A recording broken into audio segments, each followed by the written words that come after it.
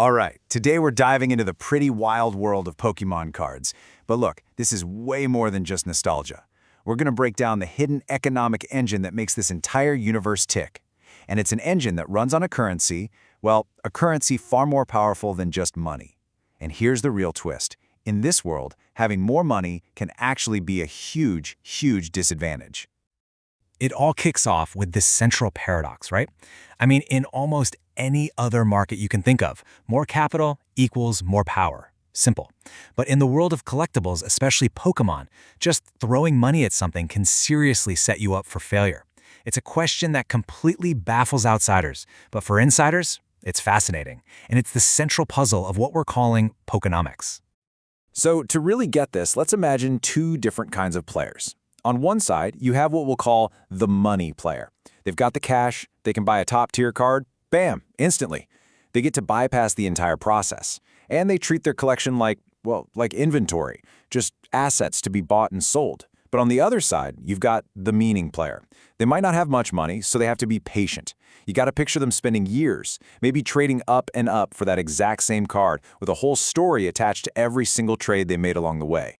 So you've got these two types of players, and they seem like they're totally at odds with each other. How do they even coexist in the same market? Well, the answer is that they're operating with two completely different currencies at the exact same time. And that is the first key to unlocking this whole Pokenomics model. Okay, first up, currency. A, money. We all know this one, right? It's fast, it's transferable, and it is totally abstract. Money doesn't care why you want that first edition Charizard, it just makes the transaction happen. It's basically an external tool you use to get things fast. But then there's currency B, meaning. And this one is slow. It's internal, it's personal, it's tied directly to your own identity. It's built from your memories, your personal taste, your participation in the culture. You can't just buy it. You can't fake it, and you definitely can't transfer it instantly. No, you have to earn this one with your time, your attention, and your care. And so, here is the crucial point. The stock market, it runs on money. The crypto market runs on money. But the Pokemon market, it runs on both money and meaning, and they're both operating in parallel. This dual currency system is exactly what makes it so unique, and, as we're about to see, so incredibly stable. So how do these two currencies actually interact with each other? This is where we get to go into the engine room of Pokenomics. See, they don't just exist side by side, they are locked in this really powerful feedback loop that keeps the entire ecosystem from just spinning out of control. The entire system is built on this one single simple principle. Money is quick. It's what fuels the hype, the speculation, all those rapid price spikes you see on the news. Meaning, on the other hand, well, that accumulates over years, sometimes even decades. And this difference in speed, it's absolutely everything. Let's just walk through this loop step by step.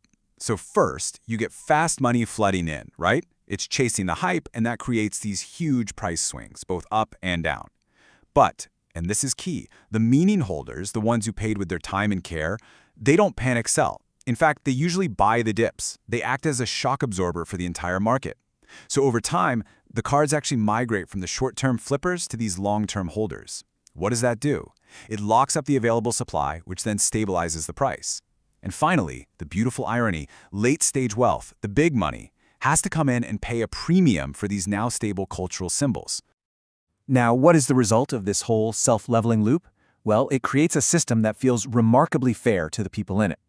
A system that, in a lot of ways, is completely un-cheetah. Here's how the system sorts people out. Not by how much money they have, but by how they behave. It rewards the people who hold on through the stressful times, who specialize in a particular niche, who genuinely participate in the culture.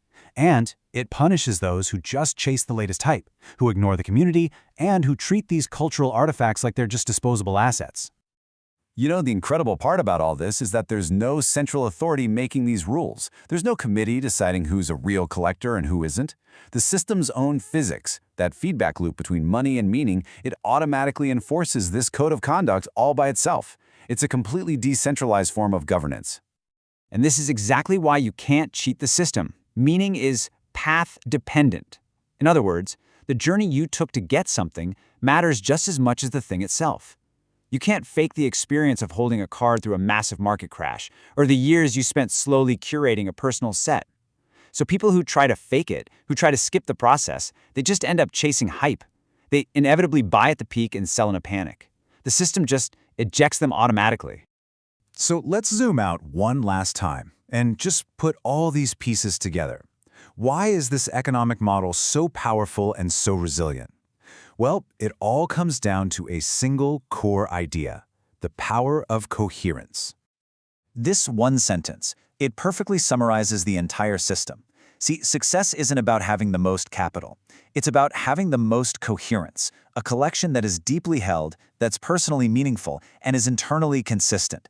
That is where the real, long-term value ends up. And you know what? This system is truly built to last. Why? Because meaning is a renewable resource. Every single year, a new generation discovers Pokémon, which refreshes the demand. And as the decades go by, these cards don't just get older, they accumulate history, stories, and cultural weight. That just compounds the trust in the system itself. So we come all the way back to our central paradox. But now it makes perfect sense. In normal economics, money is power. Simple. But in Pokenomics, coherence is power. Money can help, for sure, but only if it serves the pursuit of a coherent, meaningful collection. It's a system that really values depth over dollars. And that leaves us with a final thought to chew on. In our world, which is so often obsessed with speed and immediate returns, what can we learn from this little ecosystem of cardboard monsters? An economy where the greatest rewards don't go to the fastest or the richest, but to the most patient, the most passionate, and the most coherent. What does that tell us about what we truly value?